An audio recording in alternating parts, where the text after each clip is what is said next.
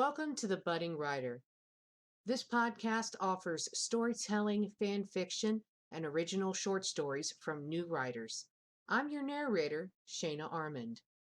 This is how it works. When you hear this sound, the story begins, and when you hear it again, the story has ended. Hello, my lovers of literary prose. I thank you so much for your patience. I had a scratch in my throat last week, so I was unable to create a podcast.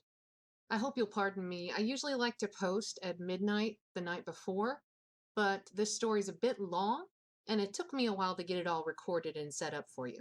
Today, I will be sharing with you The Canterville Ghost by Oscar Wilde. It's a lovely short story. It will span a little over an hour. It was first introduced to me as a movie that Alyssa Milano starred in the late 80s.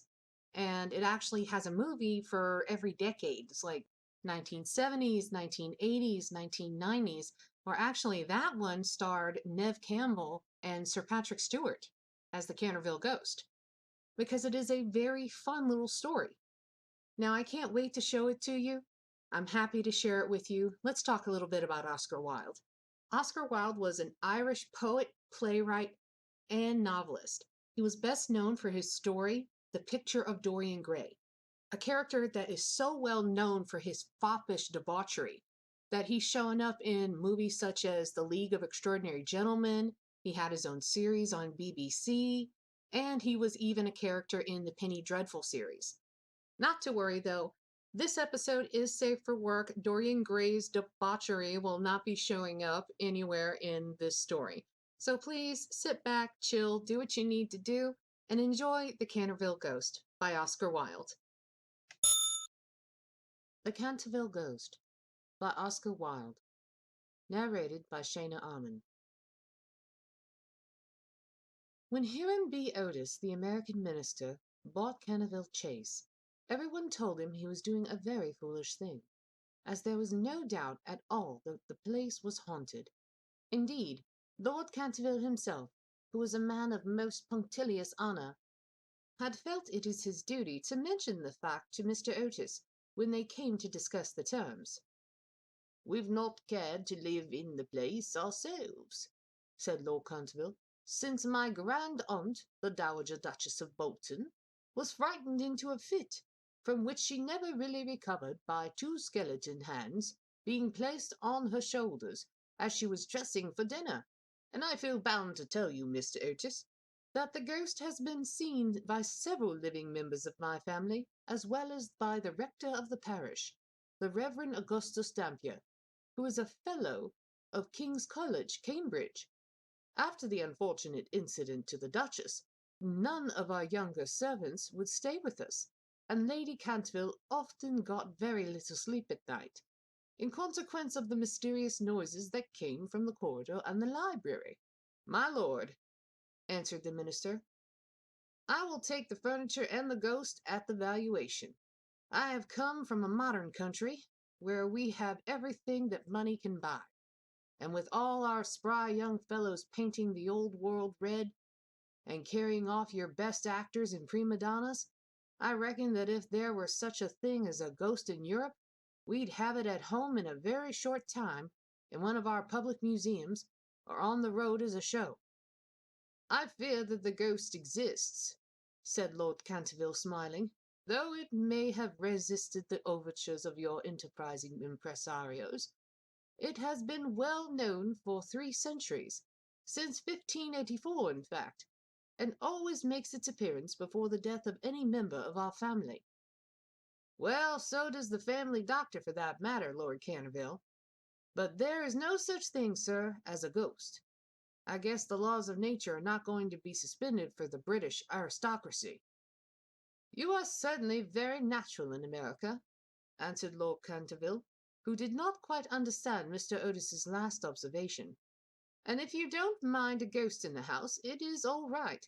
Only you must remember I warned you." Miss Virginia E. Otis.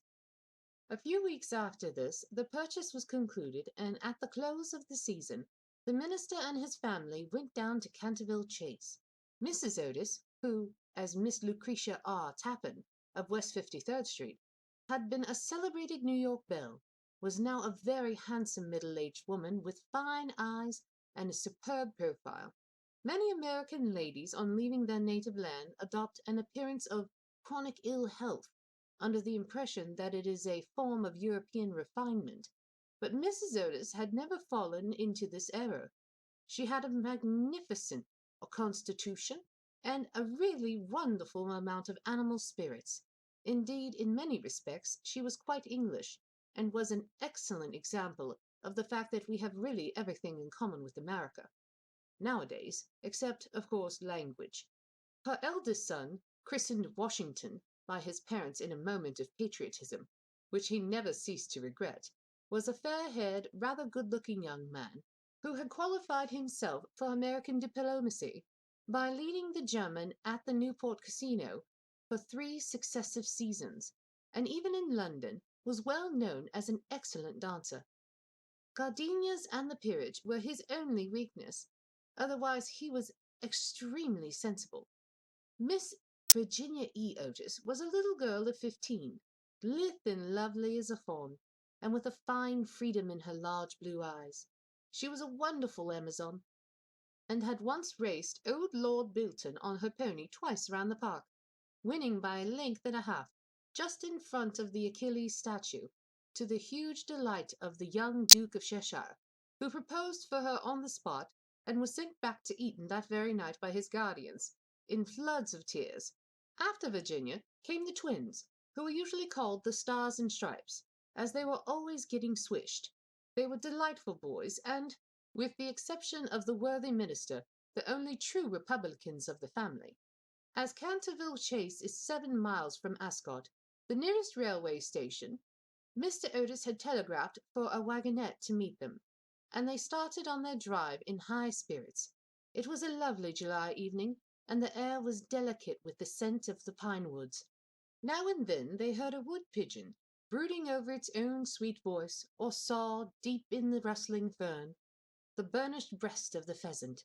Little squirrels peered at them from beech trees as they went by, and the rabbits scudded away through the brushwood and over the mossy knolls, with their white tails in the air. As they entered the avenue of Canterville Chase, however, the sky became suddenly overcast with clouds. A curious stillness seemed to hold the atmosphere. A great flight of rooks passed silently over their heads, and, before they reached the house, some big drops of rain had fallen. Standing on the steps to receive them was an old woman, neatly dressed in black silk, with a white cap and apron. This was Mrs. Umney, the housekeeper, whom Mrs. Otis, at Lady Canterville's earnest request, had consented to keep in her former position. She made them each a low curtsy as they alighted, and said in a quaint old-fashioned manner, "I bid you welcome to Canterville Chase." Following her, they passed through the fine Tudor hall in the library, a long low room panelled in oak, at the end of which was a large stained glass window. Here they found tea laid out for them, and, after taking off their wraps, they sat down and began to look around, while Mrs. Umney waited on them. Suddenly Mrs. Otis caught sight of a dull red stain on the floor just by the fireplace, and, quite unconscious of what it really signified, said to Mrs. Umney, "I'm afraid something has been spilt here." "Yes, madam," replied the old housekeeper in a low voice. "Blood has been spilt on that spot." "How horrid!" cried Mrs. Otis. "I don't at all care for bloodstains in a sitting-room. It must be removed at once." The old woman smiled, and answered in the same low, mysterious voice, "It is the blood of Lady Eleanor de Canterville, who was murdered on that very spot by her own husband, Sir Simon de Canterville, in 1575. Sir Simon survived her 9 years, and disappeared suddenly under very mysterious circumstances. His body has never been discovered, but his guilty spirit still haunts the Chase. The bloodstain has been much admired by tourists and others, and cannot be removed." "What's all this nonsense?" cried Washington Otis. "Pinkerton's Champion Stain Remover and Paragon Detergent will clean it up in no time." And before the terrified housekeeper could interfere, He had fallen upon his knees and was rapidly scouring the floor with a small stick of what looked like a black cosmetic. In a few moments no trace of the blood stain could be seen. "I knew Pinkerton would do it," he exclaimed triumphantly, as he looked around at his admiring family. But no sooner had he said these words than a terrible flash of lightning lit up the sombre room. A fearful peal of thunder made them all start to their feet, and Mrs. Umney fainted. "What a monstrous climate!" said the American minister, calmly, as he lit a long cheroot. "I guess the old country is so overpopulated that they have not enough decent weather for everybody. I have always been of opinion that immigration is the only thing for England." "My dear Hiram," cried Mrs. Otis, "what can we do with a woman who faints?" "Charge it to her like breakages," answered the minister. "She won't faint after that." And in a few moments Mrs. Umney certainly came to. There was no doubt, however, that she was extremely upset, and she sternly warned Mr. Otis to beware of some trouble coming to the house. "I have seen things with my own eyes, sir," she said, "that would make any Christian hair stand on end, and many a night I have not closed my eyes in sleep for the awful things that are done here." Mr. Otis, however, and his wife warmly assured the honest soul that they were not afraid of ghosts, and after invoking the blessings of Providence on her new master and mistress, and making arrangements for an increase of salary, the old housekeeper tottered off to her own room. The storm raged fiercely all that night, but nothing of particular note occurred. The next morning, however, when they came down to breakfast, they found a terrible stain of blood once again on the floor. "I don't think it can be the fault of the Paragon detergent," said Washington, "but I have tried it with everything. It must be the ghost." He accordingly rubbed out the stain a second time, but the second morning it appeared again. The third morning also it was there, though the library had been locked up at night by Mr. Otis himself, and the key carried upstairs. The whole family were now quite interested. Mr. Otis began to suspect that he had been too dogmatic in his denial of the existence of ghosts. Mrs. Otis expressed her intention of joining the Psychical Society, and Washington prepared a long letter to Messrs. Myers and Podmore on the subject of the permanence of sanguineous stains when connected with the crime. That night all doubts about the objective existence of phantasmata were removed forever. The day had been warm and sunny, and, in the cool of the evening, the whole family went out to drive. They did not return home till 9 o'clock, when they had a light supper. The conversation in no way turned upon ghosts, so there were not even those primary conditions of receptive expectations which so often precede the presentation of psychical phenomena. The subjects discussed, as I have since learned from Mr. Otis, were merely such as form the ordinary conversation of cultured Americans of the better class, such as the immense superiority of Miss Fanny Davenport over Sarah Bernhardt as an actress, the difficulty of obtaining green corn, buckwheat cakes, and hominy even in the best English houses, the importance of Boston in the development of the world soul, the advantages of the baggage check system in railway travelling, and the sweetness of the New York accent as compared to the London drawl. No mention at all was made of the supernatural, nor was Sir Simon de Canterville alluded to in any way. At 11 o'clock the family retired, and by half-past all the lights were out. Some time after, Mr. Otis was awakened by a curious noise in the corridor outside his room. It sounded like the clank of metal, and seemed to be coming nearer every moment. He got up at once, struck a match, and looked at the time. It was exactly 1 o'clock. He was quite calm, and felt his pulse, which was not at all feverish. The strange noise still continued, and with it he heard distinctly the sound of footsteps. He put on his slippers, took a small oblong vial out of his dressing-case, and opened the door. Right in front of him he saw, in the wan moonlight, an old man of terrible aspect. His eyes were red burning coals. Long grey hair fell over his shoulders in matted coils. His garments, which were of antique cut, were soiled and ragged, and from his wrists and ankles hung heavy manacles and rusty gyves. "My dear sir," said Mr. Otis, "I really must insist on your oiling those chains, and have brought you for that purpose a small bottle of the Tammany Rising Sun Lubricator. It is said to be completely efficacious upon one application, and there are several testimonials to that effect on the wrapper from some of our more eminent native divines. I shall leave it here for you by the bedroom candles, and will be happy to supply you with more should you require it." With these words, the United States minister laid the bottle down on a marble table, and closing the door, retired to rest. For a moment the Canterville Ghost stood quite motionless in natural indignation. Then, dashing the bottle violently upon the polished floor, he fled down the corridor, uttering hollow groans and emitting a ghastly green light. Just, however, as he reached the top of the great oak staircase, a door was flung open. Two little white-robed figures appeared, and a large pillow whizzed past his head. There was evidently no time to be lost, so, hastily adopting the fourth dimension of space as a means of escape, he vanished through the wainscoting, and the house became quiet. On reaching a small secret chamber in the left wing, he leaned up against a moonbeam to recover his breath, and began to try and realize his position.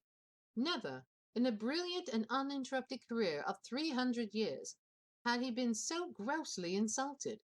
He thought of the Dowager Duchess, whom he had frightened into a fit as she stood before the glass in her lace and diamonds, of the 4 housemaids who had gone into hysterics when he merely grinned at them through the curtains on one of the spare bedrooms, of the rector of the parish, whose candle he had blown out as he was coming late one night from the library, and who had been under the care of Sir William Gull ever since, a perfect martyr to nervous disorders, and of old Madame de Tremouliac, who, having wakened up one morning early and seen a skeleton seated in an armchair by the fire reading her diary, had been confined to her bed for 6 weeks with an attack of brain fever, and, on her recovery, had become reconciled to the Church, and broken off her connection with that notorious sceptic, Monsieur de Voltaire.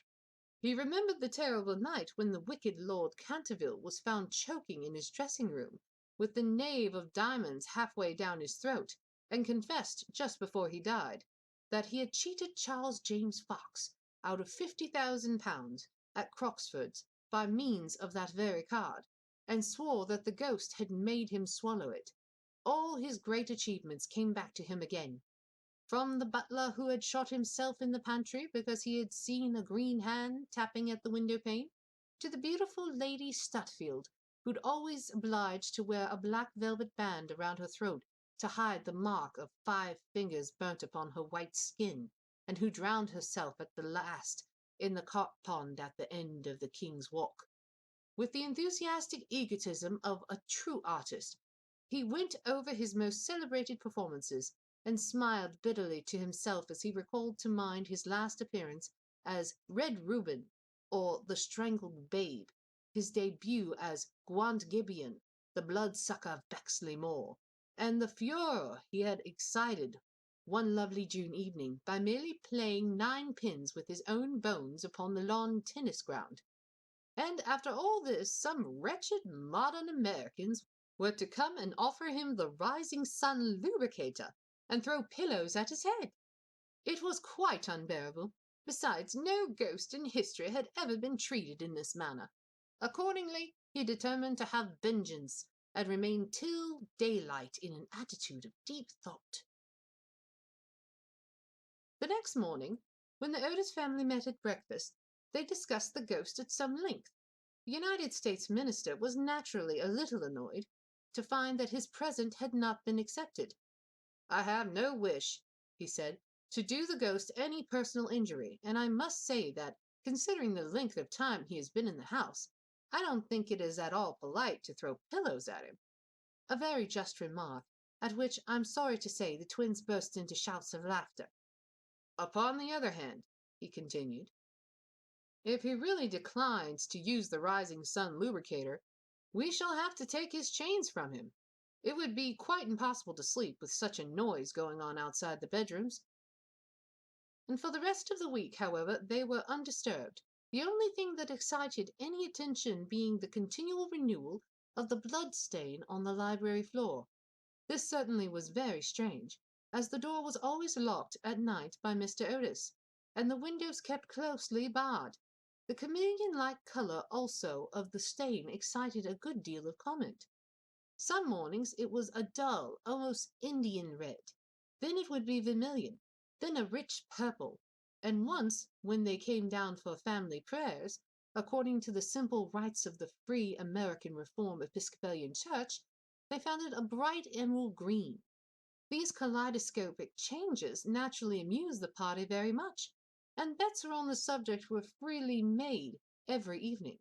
The only person who did not enter into the joke was little Virginia, who, for some unexplained reason, was always a good deal distressed at the sight of the bloodstain, and very nearly cried the morning it was emerald green. The second appearance of the ghost was on Sunday night. Shortly after they had gone to bed, they were suddenly alarmed by a fearful crash in the hall. Rushing downstairs, they found that a large suit of old armor had become detached from its stand and had fallen on the stone floor. While seated in a high-backed chair was the Canterville Ghost, rubbing his knees with an expression of acute agony on his face. The twins, having brought their pea-shooters with them, at once discharged 2 pellets on him, with that accuracy of aim which can only be attained by a long and careful practice on a riding master, while the United States minister covered him with his revolver and called upon him, in accordance with California etiquette, to hold up his hands. The ghost started up with a wild shriek of rage, and swept through them like a mist, extinguishing Washington Otis's candle as he passed, and so leaving them all in total darkness. On reaching the top of the staircase, he recovered himself, and determined to give his celebrated peal of demonic laughter. This he had on more than one occasion found extremely useful. It was said to have turned Lord Raker's wig grey in a single night, and had certainly made 3 of Lady Canterville's French governesses give warning before their month was up. He accordingly laughed his most horrible laugh, till the old vaulted roof rang and rang again. But hardly had the fearful echo died away when a door opened, and Mrs. Otis came out in a light blue dressing-gown. "I'm afraid you are far from well," she said, "and have brought you a bottle of Dr. Dobell's tincture. If it is indigestion, you will find it most excellent remedy." The ghost glared at her in fury, and began once again to make preparations for turning himself into a large black dog, an accomplishment for which he was justly renowned, and to which the family doctor always attributed the permanent idiocy of Lord Canterville's uncle, the Hun, Thomas Horton. The sound of approaching footsteps, however, made him hesitate in his fell purpose, so he contented himself with becoming faintly phosphorescent, and vanished with a deep churchyard groan, just as the twins had come up to him. On reaching his room, he entirely broke down, and became a prey to the most violent agitation. The vulgarity of the twins, and the gross materialism of Mrs. Otis, were naturally extremely annoying, but what really distressed him most was that he had been unable to wear the suit of mail. He had hoped that even modern Americans would be thrilled by the sight of a spectre in armor, if for no more sensible reason, at least out of respect for the natural poet Longfellow, over whose graceful and attractive poetry he himself had whiled away many a weary hour when the Cantervilles were up in town. Beside, it was his own suit. He had worn it with great success at the Kenilworth tournament, and had been highly complimented on it no less than a person than the Virgin Queen herself. Yet, when he had put it on, he had been completely overpowered by the weight of the huge breastplate and steel casque, and had fallen heavily on the stone pavement, barking both his knees severely, and bruising the knuckles in his right hand. For some days after, he was still extremely ill, and hardly stirred out of his room at all, except to keep the blood stain in proper repair. However, by taking great care of himself, he recovered, and resolved to make a 3rd attempt to frighten the United States minister and his family. He selected Friday, August 17th, for his appearance, and spent most of that day in looking over his wardrobe, ultimately deciding in favor of a large slouched hat with a red feather, a winding sheet frilled at the wrists and neck, and a rusty dagger. Towards evening a violent storm of rain came on, and the wind was so high that all the windows and doors in the old house shook and rattled. In fact, it was just such weather as he loved. His plan of action was this. He was to make his way quietly to Washington Otis's room, gibber at him from the foot of the bed, and stab himself 3 times in the throat to the sound of low music. He bore Washington a special grudge, being quite aware that it was he who was in the habit of removing the famous Canterville bloodstain by means of Pinkerton's Paragon detergent. Having reduced the reckless and foolhardy youth to a condition of abject terror, he was then to proceed to the room occupied by the United States minister and his wife, and there to place a clammy hand on Mrs. Otis's forehead, while he hissed into her trembling husband's ear the awful secrets of the charnel house. With regard to little Virginia, he had not quite made up his mind. She had never insulted him in any way, and was pretty and gentle. A few hollow groans from the wardrobe, he thought, would be more than sufficient, or, if that failed to wake her, he might grabble at the counterpane with palsy twitching fingers. As for the twins, he was quite determined to teach them a lesson. The first thing to be done was, of course, to sit upon their chests, so as to produce the stifling sensation of nightmare. Then, as the beds were quite close to each other, to stand between them in a form of a green, icy cold corpse, till they became paralyzed with fear, and finally to throw off the winding sheet and crawl around the room with white, bleached bones and one rolling eyeball, in the character of Dumb Daniel or the Suicide Skeleton, a role in which he had on more than one occasion produced a great effect, and which he considered quite equal to his famous part of Martin the Maniac, or the Masked Mystery. At 10:30 he heard the family going to bed. For some time he was disturbed by wild shrieks of laughter from the twins, who, with the light-hearted gaiety of schoolboys, were evidently amusing themselves before they retired to rest. But at 11:15 all was still, and, as midnight sounded, he sallied forth. The owl beat against the window panes, the raven croaked from the old yew tree, and the wind wandered moaning round the house like a lost soul. But the Otis family slept unconscious of their doom, and high above the rain and storm he could hear the steady snoring of the minister for the United States. He stepped stealthily out of the wainscoting, with an evil smile on his cruel, wrinkled mouth, and the moon hid her face in a cloud as he stole past the great oriel window, where his own arms and those of his murdered wife were emblazoned in azure and gold. On and on he glided, like an evil shadow. The very darkness seemed to loathe him as he passed. Once he thought he heard something call, and stopped, but it was only the baying of a dog from the Red Farm, and he went on, muttering strange 16th-century curses, and ever and anon brandishing the rusty dagger in the midnight air. Finally, he reached the corner of the passage that led to the luckless Washington's room, and for a moment he paused there, the wind blowing his long grey locks about his head, and twisting into grotesque and fantastic folds the nameless horror of the dead man's shroud. Then the clock struck the quarter, and he felt the time was come. He chuckled to himself and turned the corner, but no sooner had he done so than a piteous wail of terror. He fell back, and he hid his blanched face in his long bony hands. Right in front of him was standing a horrible spectre, motionless as a carven image, and monstrous as a madman's dream. Its head was bald and burnished, its face round and fat and white, and hideous laughter seemed to have writhed its features into an eternal grin. From the eyes streamed rays of scarlet light, the mouth was wide well of fire, and a hideous garment like his own swathed with its silent snows the Titan form. On its breast was a placard with strange writing in antique characters, some scroll of shame. It seemed some record of wild sins, some awful calendar of crime, and, with its right hand, it bore aloft a falchion of gleaming steel. Never having seen a ghost before, he naturally was terribly frightened, and after a second of hasty glance at the awful phantom, he fled back to his room, tripping up in his long, winding sheet as he sped down the corridor, and finally dropping the rusty dagger into the minister's jackboots, where it was found in the morning by the butler.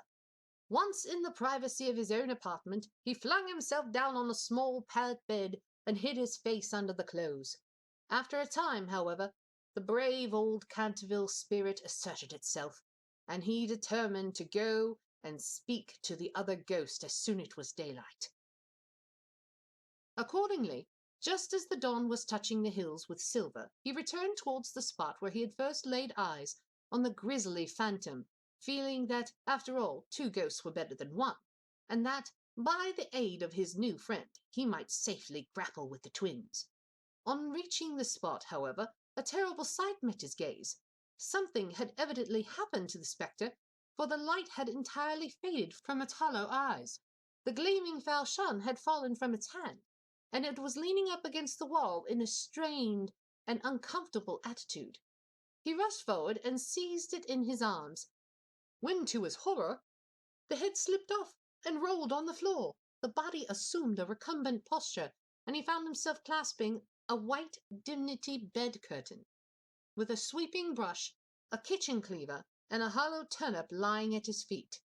Unable to understand this curious transformation, he clutched the placard with feverish haste, and there, in the grey morning light, he read these fearful words: "Ye Otis ghost, ye only true and original spook, beware of ye imitations, all others counterfeit." The whole thing flashed across him. He had been tricked, foiled, and outwitted. The old Canterville look came into his eyes. He ground his toothless gums together, and, raising his withered hands high above his head, he swore, according to the picturesque phraseology of the antique school, that, when Chanticleer had sounded twice his merry horn, deeds of blood would be wrought, and murder walk abroad with silent feet. Hardly had he finished this awful oath, when from the red-tiled roof of a distant homestead a cock crew. He laughed a long, low, bitter laugh, and waited. Hour after hour he waited, but the cock, for some strange reason, did not crow again. Finally, at 7:30, the arrival of the housemaids made him give up his fearful vigil, and he stalked back to his room, thinking of his vain oath and baffled purpose. There he consulted several books of ancient chivalry, of which he was exceedingly fond, and found that on every occasion on which this oath had been used, Chanticleer had always crowed a second time. "Perdition seize the naughty fowl," he muttered. "I have seen the day when, with my stout spear, I would have run him through the gorge, and made him crow for me and twerth in death." He then retired to a comfortable lead coffin, and stayed there till evening. The next day, the ghost was very weak and tired. The terrible excitement of the last 4 weeks was beginning to have its effects. His nerves were completely shattered, and he started at the slightest noise. For 5 days he kept his room, and at last made up his mind to give up the point of blood stain on the library floor. If the Otis family did not want it, they clearly did not deserve it. They were evidently people on a low, material plane of existence, and quite incapable of appreciating the symbolic value of sensuous phenomena. The question of phantasmic apparitions and the development of astral bodies was, of course, quite a different matter, and really not under his control. It was his solemn duty to appear in the corridor once a week, and to gibber from the large oriel window on the first and third Wednesdays in every month, and he did not see how he could honorably escape from his obligations. It is quite true that his life had been very evil, but, upon the other hand, he was most conscientious in all things connected with the supernatural. For the next 3 Saturdays, accordingly, He traversed the corridor as usual between midnight and 3 o'clock, taking every possible precaution against being either seen or heard. He removed his boots, trod as lightly as possible on the old worm-eaten boards, wore a large black velvet cloak, and was careful to use the rising sun lubricator for oiling his chains. I am bound to acknowledge that it was with a good deal of difficulty that he brought himself to adopt this last mode of protection. However, one night, while the family were at dinner, he slipped into Mr. Otis's bedroom and carried off the bottle. He felt a little humiliated at first, but afterwards was sensible enough to see that there was a great deal to be said for the invention, and, to a certain degree, it served his purpose. Still, in spite of everything, he was not left unmolested. Strings were continually being stretched across the corridor, over which he tripped in the dark, and on one occasion, while dressed for the part of Black Isaac, or the huntsman of Hogley Woods, he met with a severe fall through treading on a butter slide, which the twins had constructed from the entrance of the tapestry chamber to the top of the oak staircase. This last insult so enraged him that he resolved to make one final effort to assert his dignity and social position, and determined to visit the insolent young Etonians the next night in his celebrated character of Reckless Rupert for the headless Earl. He had not appeared in this disguise for more than 70 years, in fact, not since he had so frightened pretty Lady Barbara Modish by means of it, that she suddenly broke off her engagement with the present Lord Canterville's grandfather, and ran away to Gretna Green with handsome Jack Castletown, declaring that nothing in the world would induce her to marry into a family that allowed such a horrible phantom to walk up and down the terrace at twilight. Poor Jack was afterwards shot in a duel by Lord Canterville on Wadsworth Common, and Lady Barbara died of a broken heart at Tunbridge Wells before the year was out. So, in every way, it had been a great success. It was, however, an extremely difficult make-up, if I may use such a theatrical expression in connection with one of the greatest mysteries of the supernatural, or, to employ a more scientific term, the higher natural world, and it took him fully 3 hours to make his preparations. At last everything was ready, and he was very pleased with his appearance. The big leather riding boots that went with the dress were just a little too large for him, and he could only find one of the 2 horse pistols, but on the whole he was quite satisfied, and at 1:15 he glided out of the wainscoting and crept down the corridor. On reaching the room occupied by the twins, which I should mention was called the Blue Bedchamber on account of the colour of its hangings, he found the door just ajar. Wishing to make an effective entrance, he flung it wide open. Then a heavy jug of water fell right down on him, wetting him to the skin, and just missing his left shoulder by a couple of inches. At the same moment he heard stifled shrieks of laughter proceeding from the 4-post bed. The shock of his nervous system was so great that he fled back to his room as hard as he could go, and the next day he was laid up with a severe cold. The only thing that at all consoled him in the whole affair was the fact that he had not brought his head with him, for had he done so, the consequences might have been very serious. He now gave up all hope of ever frightening this rude American family, and contented himself, as a rule, with creeping about the passages in list slippers, with thick red muffler round his throat for fear of draughts, and a small arabesque in case he should be attacked by the twins. The final blow he received occurred on the 19th of September. He had gone downstairs to the great entrance hall, feeling sure that there, at any rate, he would be quite unmolested, and was amusing himself by making satirical remarks on the large Saroni photographs of the United States minister and his wife, which now had taken the place of the Canterville family pictures. He was simply but neatly clad in a long shroud, spotted with churchyard mould, had tied up his jaw with a strip of yellow linen, and carried a small lantern and a sexton's spade. In fact, he was dressed for the character of Jonas the Graveless, or the corpse snatcher of Chestersea Barn, one of his most remarkable impersonations, and one which the Cantervilles had every reason to remember, as it was the real origin of their quarrel with their neighbour Lord Rufford. It was about 2:15 in the morning, and as far as he could ascertain, no one was stirring. As he was strolling towards the library, however, to see if there were any traces left of the bloodstain, suddenly there leapt about on him from a dark corner two figures who waved their arms wildly above their heads and shrieked out "Boo!" in his ear.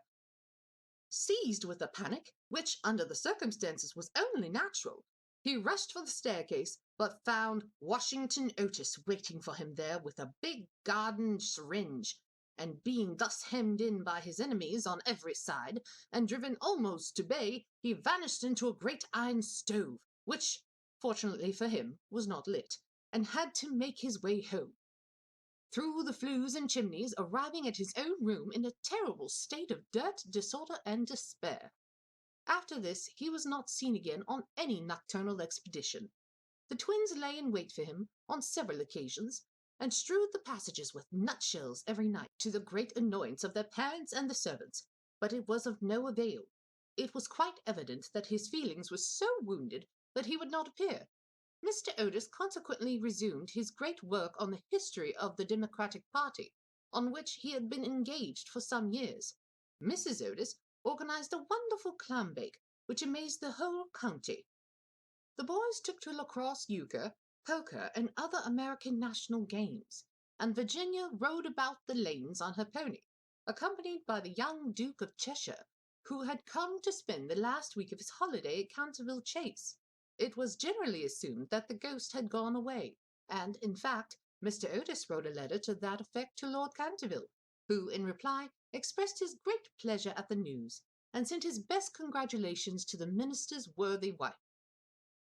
The Otises, however, were deceived, for the ghost was still in the house, and, though now almost an invalid, was by no means ready to let matters rest, particularly as he heard that among the guests was the young Duke of Cheshire, whose grand-uncle, Lord Francis Stilton, had once bet 100 guineas with Colonel Carberry that he would play dice with the Canterville Ghost, and was found the next morning lying on the floor of the card-room in such a helpless paralytic state that, though he lived on to a great age, he was never able to say anything again but "double sixes."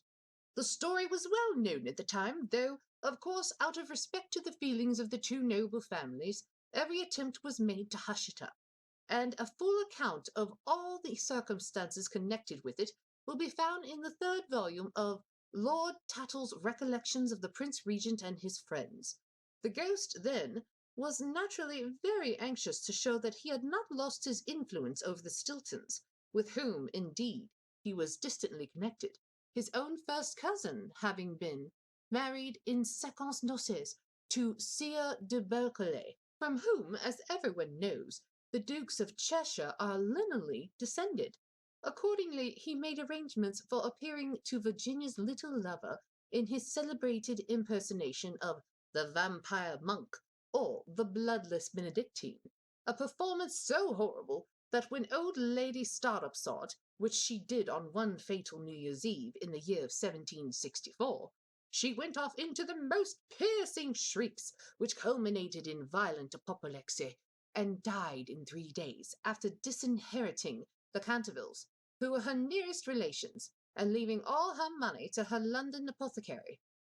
At the last moment, however, his terror of the twins prevented his leaving his room, and the little Duke slept in peace under the great feathered canopy of the royal bedchamber, and dreamed of Virginia. A few days after this, Virginia and her curly-haired cavalier went out riding on Brockley Meadows, where she tore her habit so badly in getting through a hedge that, on their return home, she made up her mind to go up by the back staircase so as not to be seen. As she was running past the tapestry chamber, the door of which happened to be open, she fancied she saw someone inside, and thinking it was her mother's maid, who sometime used to bring her work there, looked in to ask her to mend her habit. To her immense surprise, however, it was the Canterville Ghost himself. He was sitting by the window, watching the ruined gold of the yellowing trees fly through the air, and the red leaves dancing madly down on the long avenue. His head was leaning on his hand, and his whole attitude was one of extreme depression. Indeed, so forlorn and so much out of repair did he look that little Virginia, whose first idea had been to run away and lock herself in her room, was filled with pity and determined to try and comfort him. So light was her footfall, and so deep was his melancholy, that he was not aware of her presence till she spoke to him. "I am sorry for you," she said, "but my brothers are going back to Eton tomorrow, and then, if you behave yourself, no one will annoy you." "It is absurd asking me to behave myself," he answered, looking around in astonishment at the pretty little girl who had ventured to address him. "Quite absurd. I must rattle my chains, and groan through keyholes, and walk about at night, if that is what you mean. It is my only reason for existing." "It is no reason at all for existing, and you know you have been very wicked. Miss Umney told us the first day we arrived here that you had killed your wife." "Well, I quite admit it," said the ghost petulantly, "but it was purely a family matter, and concerned no one else." "It was very wrong to kill anyone," said Virginia, who at times had a sweet, Puritan gravity, caught from some old New England ancestor. "Oh, I hate the cheap severity of abstract ethics. My wife was very plain, never had my ruffs properly starched, and knew nothing about cookery. Why, there was a buck I had a shot in Hogley Woods, a magnificent pricket, and do you know how she had it sent to table? However, it is of no matter now, for it is all over, and I don't think it was very nice of her brothers to starve me to death, though I did kill her." "Starve to death? Oh, Mr. Ghost, Sir Simon, are you hungry? I have a sandwich in my case. Would you like it?" "No, thank you. I never eat anything now, but it's very kind of you. All the same, and you are much nicer than the rest of your horrid, rude, vulgar, dishonest family." "Stop!" cried Virginia, stamping her foot. "It is you who are rude and horrid and vulgar, and as for dishonesty, you know you stole the paints out of my box to try and furbish up that ridiculous blood stain in the library. First you took all my reds, including the vermilion, and I couldn't do any more sunsets. Then you took the emerald green and the chrome yellow, and finally I had nothing left but indigo and Chinese white, and could only do moonlight scenes, which are always depressing to look at, and not at all easy to paint. I never told on you, though I was very much annoyed, and it was most ridiculous, the whole thing, for whoever heard of emerald green blood?" "Well, really," said the ghost rather meekly, "what was I to do? It is a very difficult thing to get real blood nowadays, and as your brother began it all with his Paragon detergent, I certainly saw no reason why I should not have your paints. As for colour, that is always a matter of taste. The Cantervilles have blue blood, for instance, the very bluest in England. But I know you Americans don't care for things of this kind." "You know nothing about it, and the best thing you can do is to emigrate and improve your mind. My father will only be too happy to give you a free passage, and though there is a heavy duty on spirits of every kind, there will be no difficulty about the custom house, as the officers are all Democrats. Once in New York, you are sure to be a great success. I know lots of people there who would give $100,000 to have a grandfather, and much more than that to have a family ghost." "I don't think I should like America." "I suppose because we have no ruins and no curiosities?" said Virginia satirically. "No ruins, no curiosities," answered the ghost. "You have your navy and your manners." "Good evening. I will go and ask Papa to give the twins an extra week's holiday." "Please don't go, Miss Virginia," he cried. "I am so lonely and so unhappy, and I really don't know what to do. I want to go to sleep, and I cannot." "That's quite absurd. You have merely to go to bed and blow out the candle. It is very difficult sometimes to keep awake, especially at church, but there is no difficulty at all about sleeping. Why, even babies know how to do that, and they're not very clever." "I have not slept for 300 years," he said sadly. Virginia's beautiful blue eyes opened in wonder. "For 350 years I have not slept, and I am so tired." Virginia grew quite grave, and her little lips trembled like rose leaves. She came towards him, and kneeling down at his side, looked up into his old, withered face. Poor, poor ghost, she murmured. Have you no place where you can sleep? Far away, in the pine woods, he answered, in a low, dreamy voice. There's a little garden. There the grass grows long and deep. There are great white stars of hemlock flower. There the nightingale sings all night long, and all night long he sings, and the cold crystal moon looks down, and the yew tree spreads out its giant arms over the sleepers. Virginia's eyes grew dim with tears, and she hid her face in her hands. You mean the Garden of Death, she whispered. Yes, death. Death must be so beautiful. To lie in the soft brown earth, with the grasses waving above one's head, and listen to the silence, to have no yesterday and no tomorrow, to forget time, to forget life, and be at peace. You can help me. You can open for me the portals of death's house, for love is always with you, and love is stronger than death is. Virginia trembled. A cold shudder ran through her, and for a few moments there was silence. She felt as if she was in a terrible dream. Then the ghost spoke again, and his voice sounded like the sighing of the wind. Have you ever read the old prophecy on the library window? Oh, often, cried the little girl, looking up. I know it quite well. It is painted in curious black letters, and is difficult to read. There are only 6 lines. When a golden girl can win a prayer from out of the lips of sin, when the barren almond bears, and the little child gives away its tears, then shall all the house be still, and peace come to Canterville. But I don't know what they mean. They mean, he said sadly, that you must weep with me for my sins, because I have no tears, and pray with me for my soul, because I have no faith. And then, if you have always been sweet, and good, and gentle, the angel of death will have mercy on me, and you will see fearful shapes in darkness, and wicked voices will whisper in your ear, but they will not harm you, for against the purity of a little child the powers of hell cannot prevail. Virginia made no answer, and the ghost wrung his hands in wild despair as he looked down at her bowed golden head. Suddenly, and she stood up, very pale, and with a strange light in her eyes. I am not afraid, she said firmly, and I will ask the angel to have mercy on you. He rose from his seat with a faint cry of joy, and taking her hands bent over it with old-fashioned grace and kissed it. His fingers were as cold as ice, and his lips burned like fire, but Virginia did not falter as he led her across the dusky room. On the faded green tapestry were broidered little huntsmen. They blew their tasselled horns, and with their tiny hands waved to her to go back. Go back, little Virginia, they cried. Go back. But the ghost clutched her hand more tightly, and she shut her eyes against them. Horrible animals with lizard tails and goggle eyes blinked at her from the carven chimney peaks, and murmured, Beware, little Virginia, beware. We may never see you again. But the ghost glided on more swiftly, and Virginia did not listen.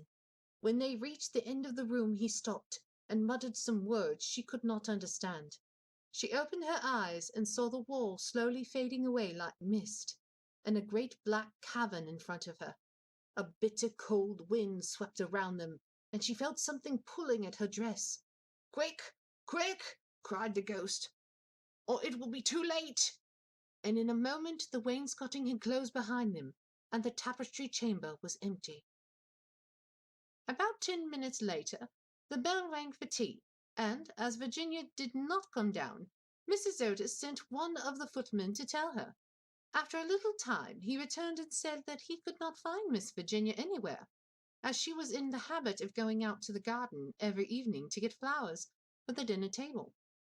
Mrs. Otis was not at all alarmed at first, but when 6 o'clock struck, and Virginia did not appear, she became really agitated and sent the boys out to look for her, while she herself and Mr. Otis searched every room in the house. At 6:30, the boys came back and said they could find no trace of their sister anywhere.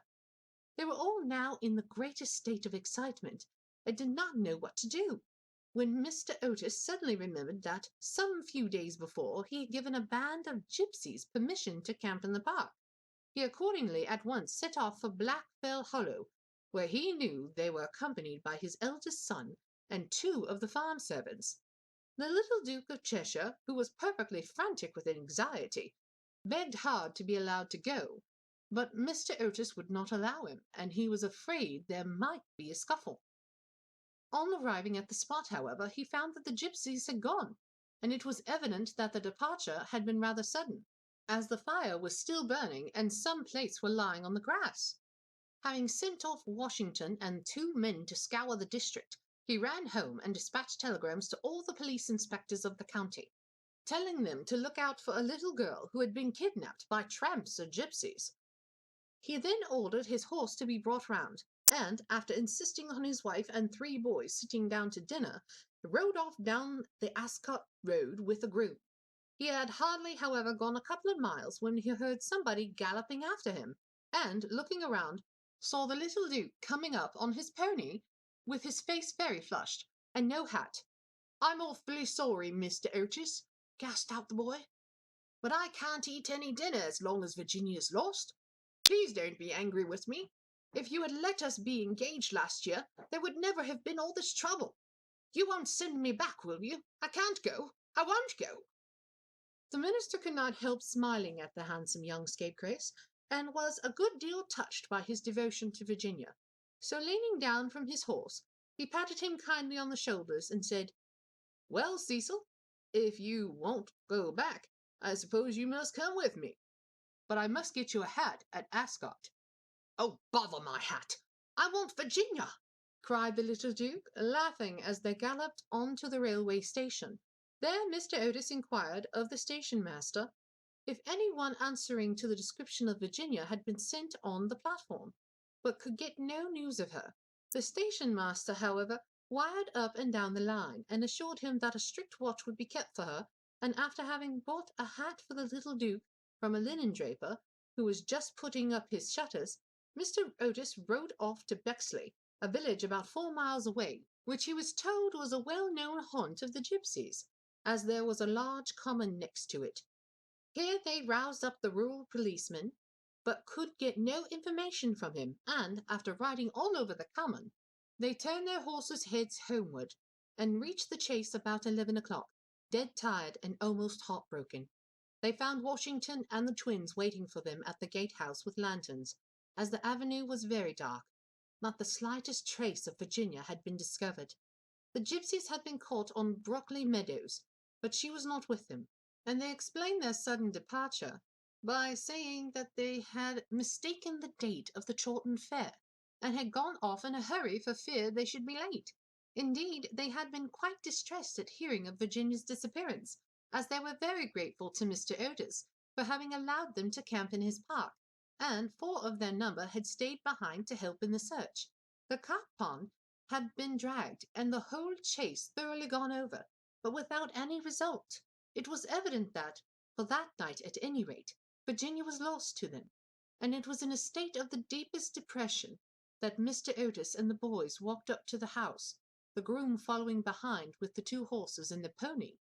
In the hall they found a group of frightened servants, and lying on the sofa in the library was poor Mrs. Otis, almost out of her mind with terror and anxiety, and having her forehead bathed with eau de cologne by the old housekeeper. Mr. Otis at once insisted on her having something to eat, and ordered up supper for the whole party. It was a melancholy meal, as hardly anyone spoke, and even the twins were awe-struck and subdued, as they were very fond of their sister. When they had finished, Mr. Otis, in spite of the entreaties of the little Duke, ordered them all to bed, saying that nothing more could be done that night, and that he would telegraph in the morning to Scotland Yard for some detectives to be sent down immediately. Just as they were passing out of the dining-room, midnight began to boom from the clock tower, and when the last stroke sounded, they heard a crash and a sudden shrill cry. A dreadful peal of thunder shook the house, A strain of unearthly music floated through the air, and a panel at the top of the staircase flew back with a loud noise, and out on the landing, looking very pale and white, with a little casket in her hand, stepped Virginia. In a moment they had all rushed up to her. Mrs. Otis clasped her passionately in her arms. The Duke smothered her with violent kisses, and the twins executed a wild war dance around the group. "Good heavens, child, where have you been?" said Mr. Otis, rather angrily, thinking that she had been playing some foolish trick on them. "Cecil and I have been riding all over the country looking for you, and your mother has been frightened to death. You must never play these practical jokes any more." "Except on the ghost! Except on the ghost!" shrieked the twins as they capered about. "My own darling, thank God you are found. You must never leave my side again," murmured Miss Otis, as she kissed the trembling child and smoothed the tangled gold of her hair. "Papa," said Virginia quietly, "I have been with the ghost. He is dead, and you must come and see him. He had been very wicked, but he was really sorry for all he had done, and he gave me this box of beautiful jewels before he died." The whole family gazed at her with mute amazement, but she was quite grave and serious, and, turning around, she led them through the opening in the wainscoting down a narrow secret corridor.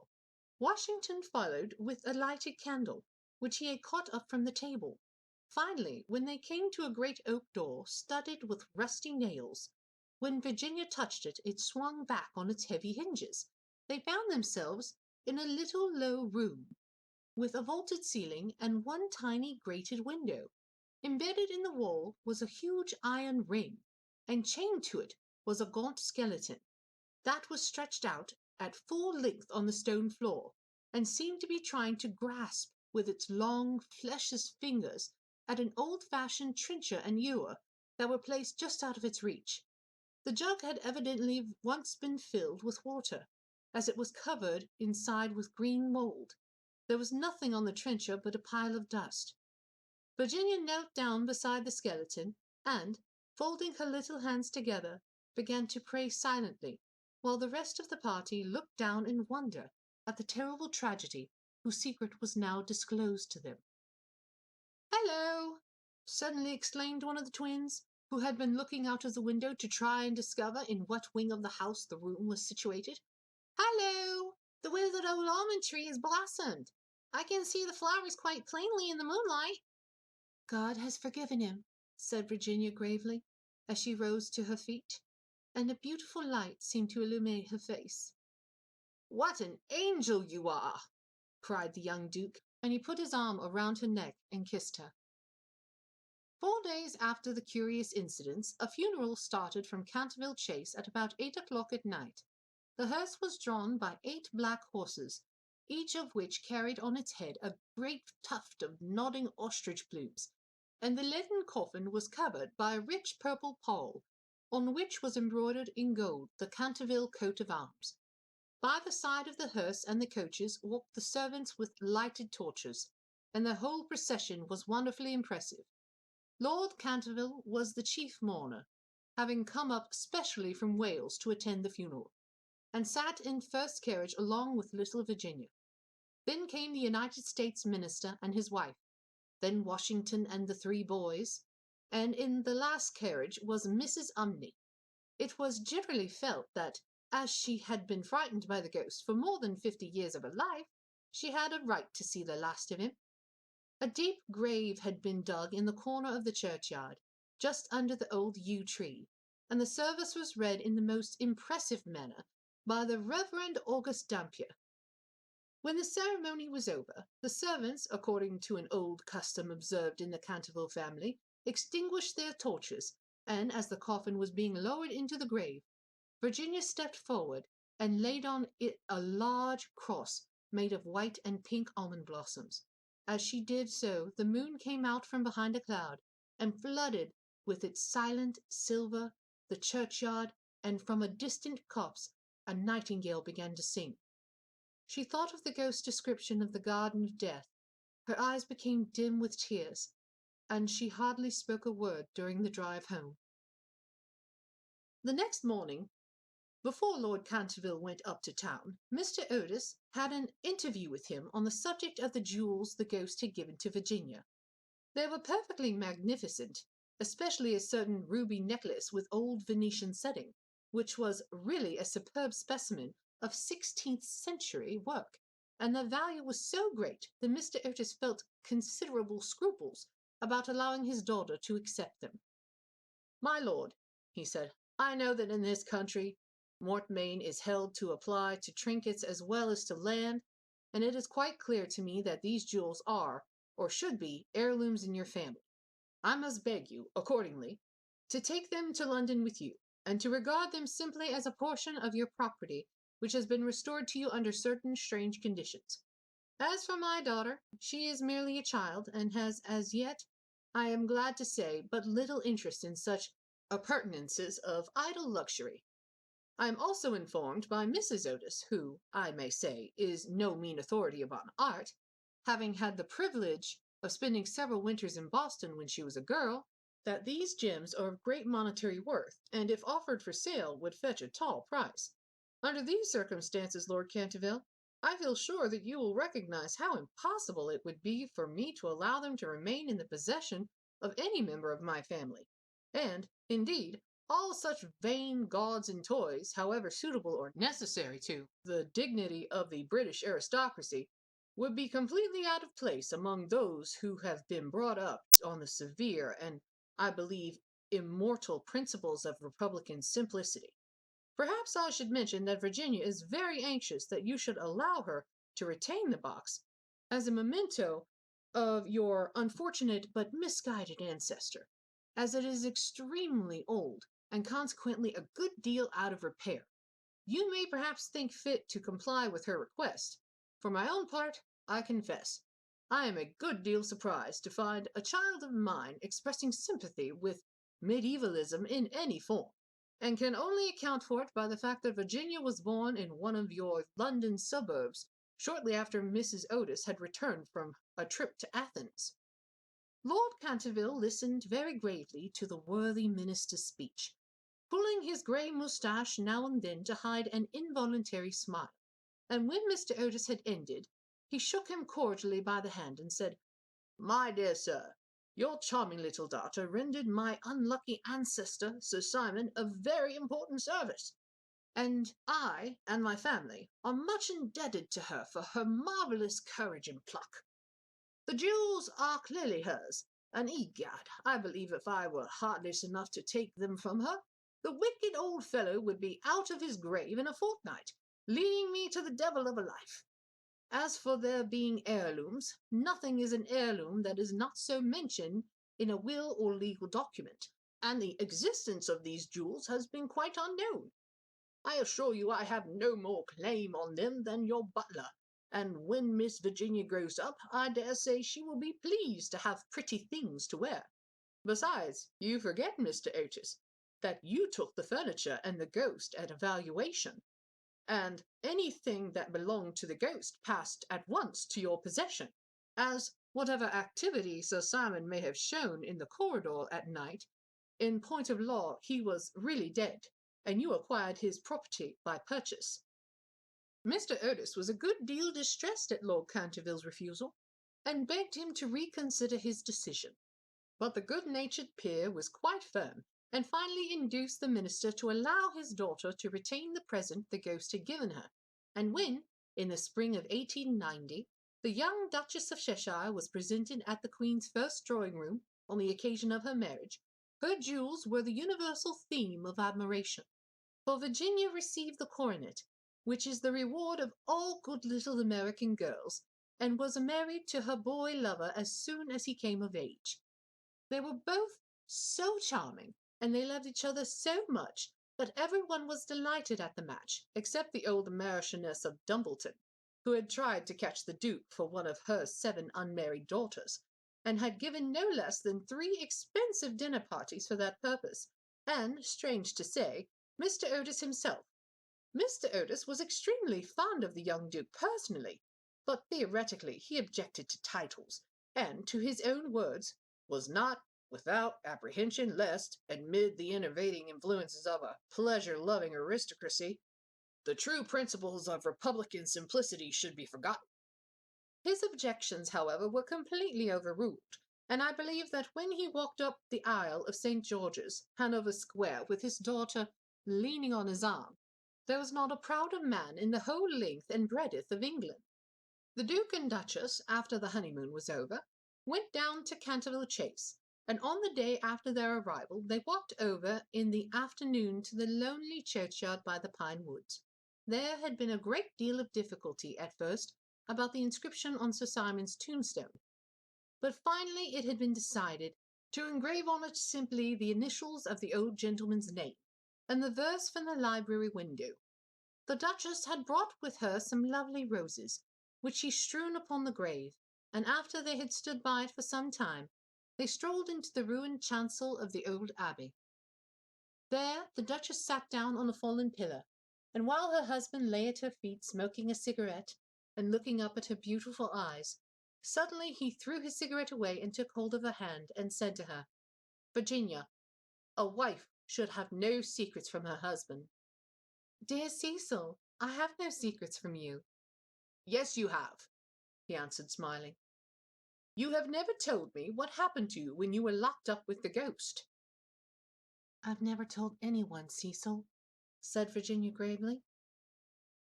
"I know that, but you might tell me." "Please don't ask me, Cecil. I cannot tell you." "Poor Sir Simon. I owe him a great deal. Yes, don't laugh, Cecil, I really do. He made me see what life is, and what death signifies, and why love is stronger than both." The Duke rose and kissed his wife lovingly. "You can have your secrets as long as I have your heart," he murmured. "You have always had that, Cecil." "And you will tell our children some day, won't you?" Virginia blushed. Do you know what was really funny to me? The differences in the focus between the short stories' focus on the characters and the actual movies' focus on the characters. Because in the movies, they really played up the character of Virginia, or the female lead, and her part to play. But in the actual story, she was a very minor character that just came in at the end and saved everything. I mean, how can you not love the twins and their fearless mischief that discombobulated Sir Simon? It's awesome. I guess what it is that a lot of people seem to forget that the movie business is just that, a business. They do want to do artistic things, but they also have to think about the dollar income. And it's more profitable to make the girl a star than it is to make the twins a star and her a side note. I hope you enjoyed my reading of The Canterville Ghost by Oscar Wilde, and you'll check out some of his other works. Also, stay tuned because next episode I'm actually going to have a short original story from a submitted writer. Are you a budding writer? Do you have a fan fiction or original story you'd like to hear on our podcast? Go ahead and contact us at thebuddingwriterpodcast@gmail.com. That's thebuddingwriterpodcast@gmail.com. If you're looking for our submission guidelines, they're also on our website, thebuddingwriterpodcast.com. Thank you for listening, and I hope you'll join me every Friday for new stories by budding writers. My name is Shayna Arman, and I hope all of your stories have happy endings.